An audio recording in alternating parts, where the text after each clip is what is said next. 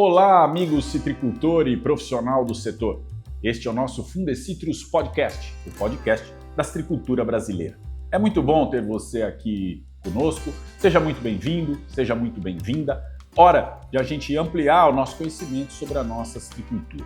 Estamos chegando para mais uma prosa importante sobre o nosso setor e a conversa de hoje é sobre o segundo trabalho de destaque do Master Citrus, programa de mestrado profissional em fitossanidade dos citros aqui da nossa instituição.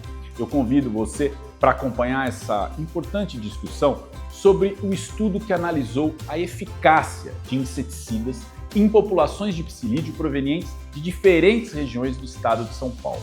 Esse trabalho serviu como base para o desenvolvimento de uma importante plataforma do Fundecitrus, o Avalia Psilídeo, que tanto tem contribuído para o manejo do inseto nos pomares. O responsável por esse estudo é o engenheiro agrônomo do Fundecitrus, Olavo Bianchi, que recebeu e conquistou o troféu Aluno Destaque, junto com Orlando Lucato, que participou aqui do Fundecitrus Podcast no último episódio. Para essa prosa, a gente recebe, claro, o Olavo Bianchi e o pesquisador do Fundecitrus, Marcelo Miranda, que é também o orientador desse trabalho. E é com você que eu vou começar. Tudo bem, Marcelo? Tudo jóia, Rodrigo. Bom ter você novamente aqui. Obrigado. E você mais uma vez também, né, Olavo? Parabéns pelo troféu e obrigado pela presença. Grande Rodrigo, eu que agradeço. É uma honra e um prazer muito grande estar aqui com o Marcelo, falando de um assunto tão importante que é a citricultura. Vamos lá. Ô, Marcelo, eu queria que você fizesse uma contextualização sobre o tema. Afinal de contas, o greening ele vem impondo uma série de desafios, né? E um deles é realmente, aliás, é um dos pilares, né? Que é o controle do inseto, manejo eficaz do psilídeo para que tenha o controle adequado, reduzir as probabilidades de infecção, evitar resistência e por aí vai. Então eu queria que você falasse sobre o Avalia Psilídeo dentro desse desafio, do tamanho desse desafio que se tornou hoje controlar o greening de forma geral.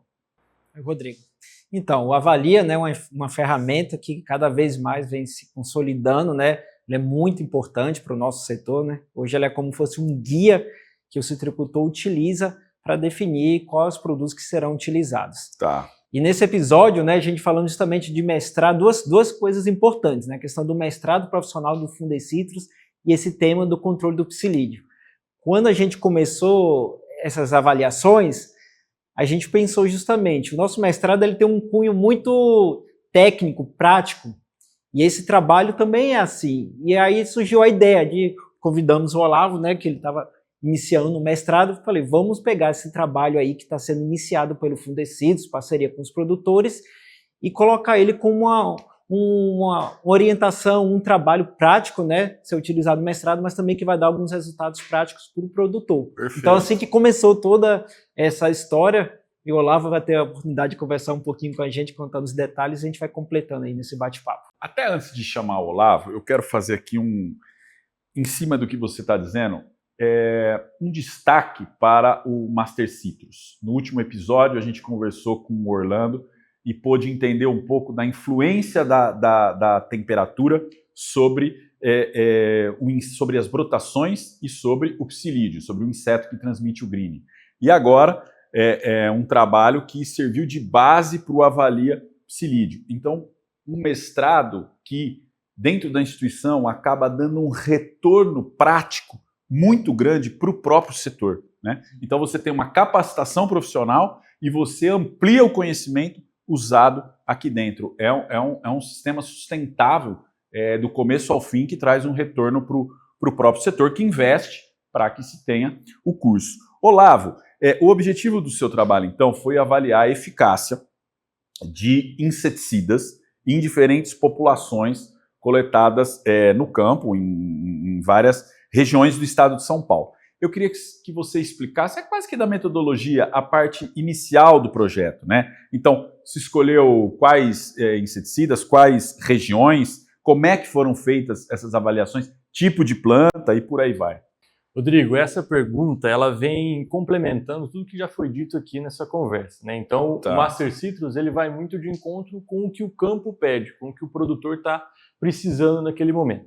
Esse trabalho foi realizado em meados de 2023 para 2024 e as populações elas foram coletadas em aproximadamente 30 municípios, né, dentro aí das regiões do alerta, em 24 regiões. Tá. Então foram coletadas 31 populações espalhadas no Parque Citrícola. E onde esses insetos foram coletados? Então, antes de mais nada, é importante a gente ressaltar, para que esses estudos fossem realizados, eram necessários, no mínimo, 600 insetos adultos, vivos. Então, nós buscamos regiões onde tinha essa possibilidade, onde existia essa grande população de insetos no campo, e dentro disso a gente conseguiu pegar esses insetos, trazer aqui para o Fundecitrus, né, Marcelo? E dentro do próprio escopo do experimento fazer esse teste. Com relação aos inseticidas testados, mais uma vez, nós fomos de encontro com o que o produtor estava usando, porque de nada adianta a gente testar uma gama de inseticidas, uma gama de produtos, que depois o produtor não vai utilizar na prática. Então, antes foi feita uma conversa prévia, um estudo no campo, para entender quais os inseticidas que estavam sendo utilizados e por quê. Então, dentro disso, nós pegamos esses inseticidas e esses insetos do campo e testamos. E como que esses estudos foram feitos? Então, os insetos eles eram trazidos aqui para o Fundecitrus, eles ficavam num período de descanso de aproximadamente uns 3 dias de aclimatação, porque às vezes nesse processo de você coletar inseto no campo, trazer para cá essa movimentação, pode ser que algum inseto já esteja velho e ele morra naturalmente. Então, para tirar todo esse processo aí que pode... alguma interferência de alguma metabolismo. Interferência, alguma coisa do tipo, então a gente deixa ele aproximadamente uns 3 dias em descanso. Depois disso, os seedlings, né, que são os cavalinhos propriamente dito, mas os seedlings são pulverizados com os produtos e as doses que nós estávamos testando, né, na dose certa, para que tenha uma boa cobertura, e depois que esse produto seca, né, depois do período ideal, a gente confina esses insetos, aproximadamente uns 10 insetos por confinamento, e depois são avaliados a cada 1, 3, 7 dias. Então são avaliados as mortalidades nesses cavalinhos, nesses seedlings. Tá? E é importante a gente dizer o seguinte, que esse trabalho ele é precursor de muita coisa, principalmente o trabalho de resistência. Se você reparar, esse trabalho leva em torno, cada população, 7 dias para ter um resultado pronto. Só que esse resultado mostra a questão da eficácia dos produtos, não propriamente dita resistência, mas é um apontamento. Se determinado produto já está demonstrando uma baixa eficácia, pode ser que esteja ali um gene da resistência, pode ser que tenha insetos resistentes. Então aí já começa a abrir novos caminhos para novos estudos, principalmente o do Fernando, que foi palco aqui também de podcast, demonstrando a importância dessa resistência. E um estudo de resistência, ele demora mais, porque você tem que multiplicar esses psilídeos, criar as devidas gerações. Nós não, nós coletávamos os insetos no campo, trazíamos para o Fundecitrus, passados esses 3 dias, eles eram confinados nas plantas, né, já aplicadas. Então, é muito importante ressaltar que esses insetos eles eram aplicados depois de feita a aplicação, e não a aplicação sobre o inseto. Tá? Então, eles eram testados sobre o resíduo. Tá, realmente, essa é uma informação importante, relevante, claro. E por que esses produtos específicos foram escolhidos? Eles de fato são os mais usados pelo citricultor, os que causam até um burburinho, uma conversa, aqui funciona, aqui não funciona, como é que é isso? É assim, quando a gente pega para explicar um trabalho, então ele tem uma alta complexidade, assim como o Master Citrus, né? Então todos os trabalhos, antes de realmente serem validados, eles são estudados. Então tem uma grande complexidade, uma variedade de detalhes imensa. E esses produtos eles foram selecionados principalmente no uso deles no campo e alguns grupos químicos que os produtores já estavam usando e que já apontaram alguns indícios de resistência, principalmente em outros países. Por exemplo, os neonicotinoides e os piretroides. Então já existia na literatura casos de resistência dos insetos a esses inseticidas. Então eles estavam na listagem. Bem como outros produtos que outrora não eram tão utilizados na citricultura e começaram a ser, e também demonstraram uma boa eficácia. Então nós colocamos esses produtos, que é o grupo dos diamidas, por exemplo, dentro do trabalho para que pudessem ser estudados. Perfeito. E como que foi avaliada a eficácia dos inseticidas? Acho que vamos retomar um pouco mais profundamente ali. Primeiro momento a gente desenhou como foi o experimento como um todo, né, agora conversando, e depois que esses insetos eles eram confinados na planta, né, então você imagina um tecido de voal, né, um tule, onde esses insetos são confinados. Então aqueles insetos eles têm contato com aquela folha onde foi aplicado o produto. Só breca um pouco. Ok? Primeiro faz a aplicação. Depois que esse produto seca, são confinados 10 insetos naquele ramo. Que era o que a gente estava falando da importância. Não era que ele está na planta ali, está num determinado vasilhame, ou recipiente, ou recinto, ou ambiente, e você vem pulverizando. Não é assim. A planta está lá sozinha, isolada. Recebe a aplicação. Aí só depois a gente confina. Aí libera o inseto, ou confina, Isso. nessa planta. E a partir daí... A gente avalia com 1 dia após o confinamento, com 3 dias e com 7 dias. E aí no final, após, né, transcorridos os 7 dias, a gente tem o resultado, com a mortalidade de 1, 3 e 7 dias. Tá.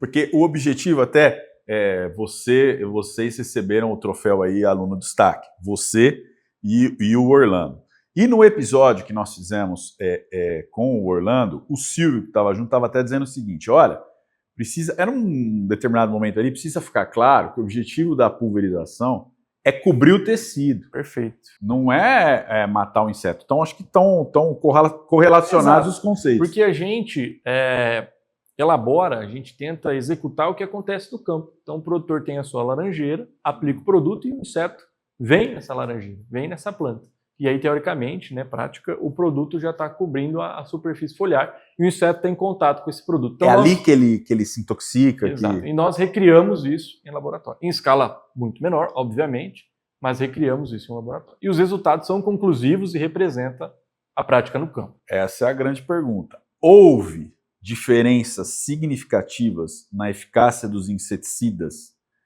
Então, vamos pegar um produto A, aplicado com insetos que vieram da região X e da região Y. Houve diferença? Exato. De maneira geral, em todas as populações estudadas, o resultado foi praticamente o mesmo. Ou seja, os grupos dos piretroides e dos neonicotinoides, em específico, tiametoxina, apresentaram uma baixa mortalidade. Né? De forma geral? De forma geral. Independente da região? Independente da região. O que a gente considera uma baixa mortalidade? Ao final dos 7 dias, o produto, aquela população, teve uma mortalidade abaixo de 80%. Se a população teve uma mortalidade superior ou igual a 80%... Depois de 7. Depois de 7 dias. Já consideramos que o produto teve uma boa performance. Tá. Abaixo disso, ele já começou a patinar, já não tem uma boa eficácia. Tá. Marcelo, existe correlação entre o uso histórico de determinados produtos químicos em cada região e a resistência observada? Bom, Rodrigo, assim, existe uma alta correlação, vamos iniciar de forma local, numa determinada propriedade. Tá bom. Se aquela propriedade, para qualquer inseto, qualquer praga, se você fica aplicando de forma repetida um determinado produto de um mesmo modo de ação, de um mesmo grupo, às vezes você muda o nome do produto, mas é do mesmo grupo químico, o mesmo modo de ação, você pode ter problemas com resistência. Então, geralmente o problema começa local em uma determinada propriedade ou determinadas propriedades. Tá. Então, existe essa alta correlação. Se você faz de forma repetida a aplicação do produto, você vai ter falhas de aplicação, provavelmente devido a um problema de resistência. O que aconteceu aqui? Que a gente imagina. Não é que um psilídeo saiu da região sul, foi para a região norte, o psilídeo estava resistente, migrou, ou vice-versa. Como esses grupos aí que o Olavo mencionou, piretroides, neonicotinoides, de modo geral, em todo o cinturão citrícola do estado de São Paulo, vinham sendo utilizados de forma muito frequente, de forma repetitiva, você começou a observar diferentes populações, de diferentes regiões do estado que estavam tendo essas falhas de controle. Isso começou em 2020, 2021, que a gente começou a ver falhas de controle, a gente não entendia muito bem. Perfeito. Foi entendendo a questão da resistência, alguns estudos, alguns indícios. Daí, em 2023, a gente começou esse trabalho de coletar várias populações para fazer uma coisa mais rápida, como o Fernando falou, estudo de resistência é um pouco mais detalhado, demora um pouco mais, então necessidade de fazer uma coisa mais rápida em diferentes populações. E observou-se que estava ocorrendo essas falhas. Então, de modo geral, não dá para dizer que é de forma regional, porque você pode ter dentro de uma região, por exemplo, região norte, uma área que um determinado produto está funcionando e na outra área não está. Só que quando começa a ficar muito frequente isso, esses psilídeos fazem o quê? Que é o grande dor de cabeça da gente e do produtor. Os psilídeos, eles gostam de dispersar, de voar. Tá. Então, esses psilídeos resistentes de várias propriedades dessa região, eles começam a se dispersar. Tá. Então, eles vão, que a gente chama de fluxo gênico, né? Eles vão levando o problema da resistência genética. Então, eles vão levando esse problema para as outras propriedades. Aí vão cruzando com os outros psilídeos. Então, você pode ter, quando tem esse cruzamento, você pode ter a população, a resistência, se ela for dominante, os descendentes vão ser resistentes. Se ela for recessiva, né, os descendentes vão ser suscetíveis. Perfeito. Mas, de modo, isso está sendo estudado, né, não é tema aqui do nosso podcast, mas é para o produtor entender. Não é uma coisa que começa do nada, vai começando em algumas regiões, tem essa multiplicação, essa dispersão dos psilídeos e acaba ficando de forma generalizada. É isso que a gente tem observado para o grupo dos piretróides e algumas coisas dos neonicotinoides que não está tão grave como os piretróides. Foi um processo que foi acontecendo. Uso repetido e daí esse fluxo gênico, né? Então eles dispersam. Isso, Então, isso aí é um que a gente chama de um processo de seleção, né? Então, uma seleção natural. No caso, você tem a seleção natural, mas nesse caso foi uma seleção artificial. Uhum. O número, você pode falar, mas a gente aplicava piretróide há muitas décadas, mas a gente sempre teve um manejo mais adequado. A gente sabe que na época da pandemia, depois coincidiu com saída de produtos importantes, né, que faziam parte desse esquema de rotação, aí ficou mais restringido a alguns grupos químicos, e eles tinham um custo mais barato, então começou-se a utilizar, eu acho que não foi de forma proposital, mas acabou sendo utilizado circunstâncias utilizando esses produtos de forma mais repetitiva, mais frequentes, né? E com isso ocorreu essa seleção dessas populações de psilídeos resistentes. Bem rapidamente, e sendo extremamente conceitual, só fazer um parênteses, vamos voltar nessa questão da resistência. A resistência ela não é algo que acontece. Às vezes tem-se a ideia, ou a falsa ideia, a falsa noção de que por usar repetidas vezes, adquire-se a resistência. Não é assim que funciona, correto? Você tem a população, como você disse, ela é de origem genética. Então, aquele produto não tem efeito sobre determinada população. Conforme você não usa outros produtos, só usa aquele produto, essas populações você vai selecionando essas populações. E aí, no cruzamento delas, esse gene é o que vai sobressaindo. É mais ou menos por aí? Para ser bem prático, assim, o produto, você testou ele. Ele controla o psilídeo, ele é eficaz contra o psilídeo. Tá jóia. Mas se ele, naturalmente, você pode entrar uma molécula nova, que é eficaz contra o psilídeo. Entrou hoje no mercado. Tá. Naturalmente, já tem uma pequeníssima população lá, muito baixa, imperceptível, que ela já tem, porque a diversidade genética dos insetos é muito alta, né? Tá. Então, já tem uma pequena população ali que é resistente. Só que você nem percebe, é praticamente zero. Só que quando vai fazendo aplicações sequenciais ou muito frequentes, essa população vai aumentando, aí vai cruzando, vai aumentando, até chegar ao que chama de frequência crítica. O que é a frequência crítica? É justamente o que a gente acontece. Você observa uma falha no controle do psilídeo. Eu estou usando um volume bom, adequado, estou utilizando a dose correta, eu sabia que esse inseticida tinha eficácia contra o psilídeo, foi feito tudo certinho, mas agora não está controlando. Então foi um processo de seleção e chegou a essa frequência crítica, que é a resistência na prática mesmo, quando a gente observa a falha de controle no campo. Antes de eu até seguir para essa questão, esse foi um ponto muito discutido, você me corrige, mas do que eu me recordo, ela foi oficialmente decretada, vamos dizer assim, em junho de 2023. Mas é o que você disse, vinha se observando ali 20, 21, aí começam todos os estudos, né? Até que 23 chega e vem uma necessidade ali de conscientização muito grande, porque o controle do inseto, de novo, é um pilar básico do controle do greening. Tá absorvido, no seu entendimento, isso está absorvido? O Avalia Psilídeo vem nesse contexto, na esteira de tudo isso? O produtor entendeu a necessidade de rotação? Como que você avalia isso hoje, nesse 2020, início de 2025? Eu acho que a percepção do produtor hoje está bem mais, ele também mais atento a esse assunto, realmente, né? Tá. Como você falou, oficialmente, final de 22, 23, mas o Fundecid já vinha fazendo esse alerta, né? Mas para a gente ter certeza, né? Porque envolve muita coisa, né? Deixar de usar um produto. Então, foi feito todo esse estudo e a gente percebe que realmente tem uma percepção do setor da necessidade de utilizar a rotação, porque infelizmente, se não for feito isso, o produto, por mais barato que ele seja, vai se tornar caro, porque vai fazer uma aplicação, você pode falar, vou fazer num volume mais alto, mas quando chega um nível de resistência, você pode aumentar a dose, você pode fazer volume mais alto, mas não tem jeito. Aquela grande população já está resistente mesmo ao ativo, né, ao inseticida. Então, você acaba perdendo. Infelizmente, em algumas regiões aqui de São Paulo, alguns produtos não podem ser mais utilizados, né, porque realmente o nível de resistência está muito alto. Marcelo, e quais seriam as implicações práticas para os produtores citrícolas na escolha de inseticidas?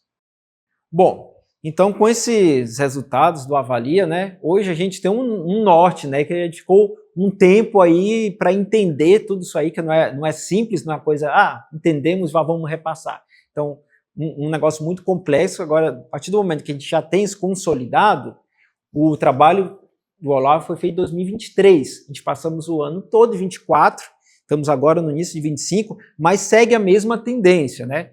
Então, o Avalia, ele tem servido como um guia para o produtor realmente falar, não, aqui eu posso usar o determinado produto, o A, B ou C.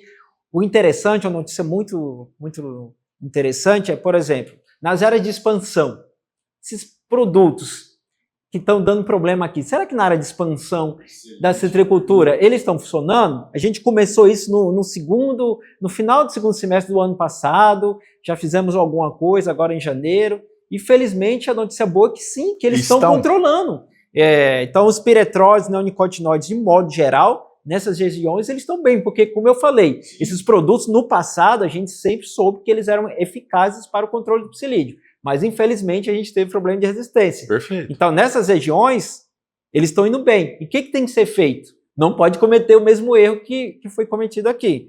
Então, tem que fazer a rotação.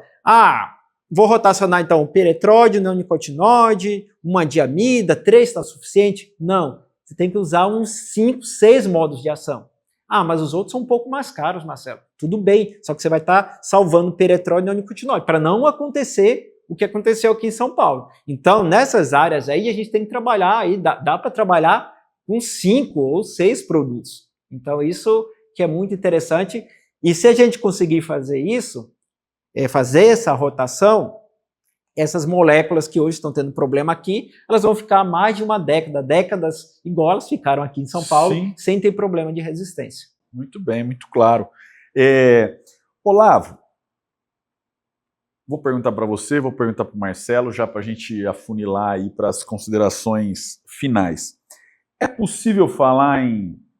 Eu quero que você fale eu quero que vocês falem da importância prática do Avalia Psilídeo e se é possível falar em recomendações para melhorar o controle em diferentes regiões do nosso parque citrícola.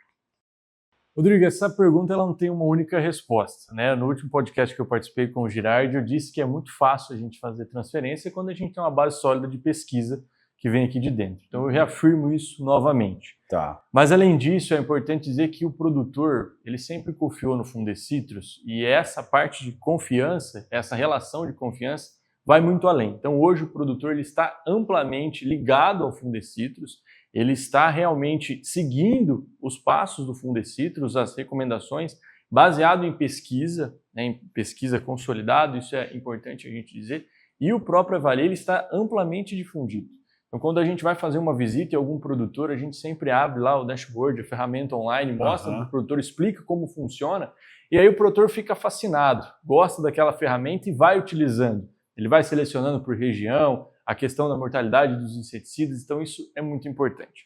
Qual que é a implicação prática disso? O manejo em conjunto, prioritariamente.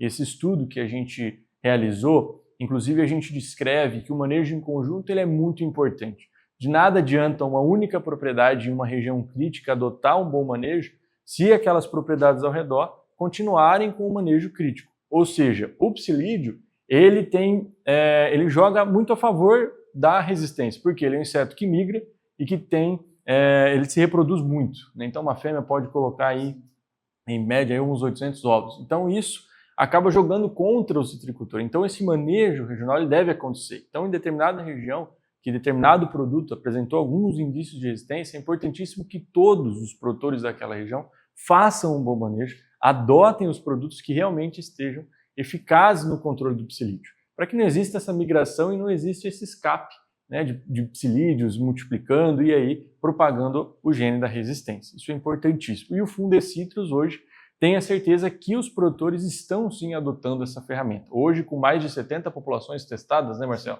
Então, esse trabalho começou com 30, hoje já está com mais de 70. E qual que é o principal fator limitante? A gente precisa desses insetos vivos para que possam ser testados.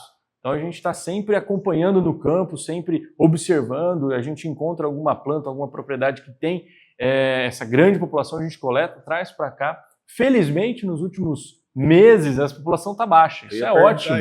Isso é Chegar ótimo. uma fase que não deve fazer o estudo, ficou excelente, né? Ficou excelente. É nosso sonho, né? Nosso sonho. Não tem que fazer, isso, né? que é o que agora a gente está vivendo, por outros fatores, principalmente a questão da temperatura, mas também o manejo do produtor. Então isso reflete muito na situação que a gente se encontra. O produtor ele tem adotado tanto o nosso sistema aí a questão da eficácia, do próprio avalia, que já tem dado resultados, né? E um ponto importante é a questão de alguns produtos que estavam performando menos, né, com uma baixa mortalidade, que a gente observou que em algumas regiões eles já estão performando um pouco melhor, né? E caso isso ocorra, é importante a gente frisar que eles devem estar, óbvio, dentro de uma rotação. Não é porque um produto voltou alguns pontos percentuais a ter uma boa eficiência que eu vou usar ele novamente com só ele. frequência. Não, exato. Tem que estar dentro da rotação, como o Marcelo muito bem explicou agora há pouco. Então isso reflete no campo. É possível ter um controle em que determinado produto que não faz parte na rotação naquela região, numa outra, nessa aqui, ele esteja presente ou nesse momento não? Está no parque inteiro vetado temporariamente? É aquilo que o Marcelo comentou. Existem regiões em alguns pontos separados que dentro da mesma região alguma população esteja resistente e dentro dessa região, pela distância dessa região, por climas diferentes ou até mesmo disponibilidade de pomares, os mesmos produtos possam performar de forma diferente. Entretanto, né, é importante dizer que nessas regiões de migração, de extensão, de expansão, né, seja feita essa rotação dentro dos grupos químicos utilizados. Então aí, Marcelo comentou de 6 grupos químicos que possam ser utilizados. Isso é importantíssimo. Essa população aí dessas áreas, ela é como se fosse a nossa população há 6, 7 anos atrás aqui do estado de São Paulo, né? Onde a gente fazia o menor número de aplicações, se realizava praticamente nas áreas que tinham manejo, você não encontrava nenhum psilídeo, porque realmente aqueles produtos ali eram eficazes. E um ponto interessante que o Olavo comentou, né, da questão de fazer de forma regional, né? A gente falava muito, sempre desde 2013, manejo regional, que todos deveriam controlar, fazer erradicação, essas informações básicas de manejo contra o green. E hoje a gente fala que o interessante era que, sabe que é difícil, né? Que determinado grupo não está indo bem, todo mundo parasse. Infelizmente não é isso que acontece na prática, né? Mas se parasse, porque a maioria, uma das perguntas mais frequentes, recorrentes, quando que o piretroide vai voltar? Quando? Mas assim, tem produtores que eles até param, mas eu já estou 1 ano sem fazer esse ativo esse modo de ação, esse grupo químico no meu pomar e ainda não voltou, não tá legal, não está eficiente. Foi justamente porque no entorno ainda tem muita gente que usa o grupo químico. Então, por mais que você faça, não vai ser suficiente, a não ser que tenha uma consciência regional. E eu vou dar para o produtor entender, ficar bem claro, como eu falei, a resistência pode pegar qualquer praga, qualquer inseto, ácaro, né? O ácaro da leprose. Nós temos casos históricos, né? Trabalhos antigos, parceria da Exalc com o Fundecitrus, agora com a Unesp, mostrando a questão de resistência a acaricidas, do ácaro da leprose. Tá. Só que o ácaro, qual era a característica dele? Ele fica paradinho, ele fica quieto lá, ele não tem asa, obviamente, o ácaro, né? Ele também não tem uma dispersão muito grande pelo vento, perdão. Então, se o produtor, por algum motivo, não faz uma rotação adequada, a propriedade vizinha ou que está ali próximo, você não vai ter problema. Porque aquele ácaro não vai ficar saindo, depende também, lógico, estou simplificando aqui, tem questões também biológicas, de multiplicação, né, do ácaro, mas a gente chegou a ver no passado, né, nesses estudos, que dentro da mesma fazenda, você tinha talhões onde você tinha o ácaro suscetível e o ácaro resistente. Tá. Então, porque ele tem uma probabilidade muito baixa. O psilídeo que dificulta isso. Ele sai voando, para o bem ou para o mal. O suscetível vem, ou o resistente ele também voa. Então, isso é que acaba dificultando um pouco esse manejo de reestabelecimento das moléculas que são eficazes para o psilídeo.